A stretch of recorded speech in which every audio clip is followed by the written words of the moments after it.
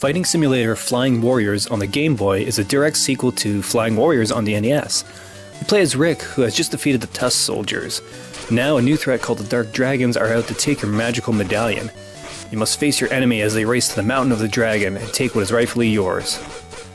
Like the other two games before, 1989's Flying Dragon and 1991's Flying Warriors, both on the NES, Fighting Simulator is a hybrid platforming one-on-one fighter. Culture Brain kept the same engine they used in those games, for good and for worse. Fighting Simulator's platforming bits on the Game Boy is an exercise in patience. Baddies are placed in inconvenient places, bottomless pits are in abundance, spikes are difficult to leap over, and the hit detection can be spotty. However, the graphics are nice, with some nice looking fighters in the game. The standard cannon fodder of mutants and beasts, not so much, but the hodgepodge of kickboxers, wrestlers, and weapon masters more than make up for lame baddies. This is an either love it or hate it kind of game, especially in terms of control and gameplay.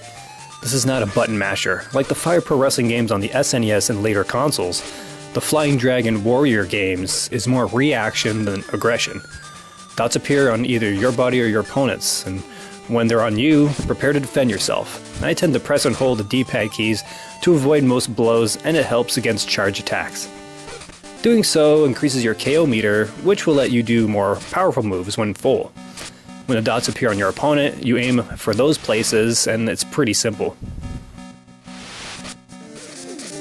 In some occurrences, larger stars and darker spots will reveal one-hit knockout points or weak spots. The weak spots will let you enter Rush Mode, which you can then button mash for about 6 or 7 free hits. I really like this in the game. It's a lot of fun and it makes me feel like a badass. Also unique to Kung Fu Fighters is the ability to counter a blocked upper punch into a throw.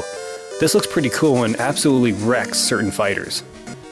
When going against the Dark Dragons, you have to transform into your Flying Warrior counterpart to be able to finish them off, which is pretty neat. The music is not so memorable in my opinion. What's there does the trick, but otherwise it won't be anything that you'll be listening to outside your home. However, the main theme in one-player tournament mode is pretty great.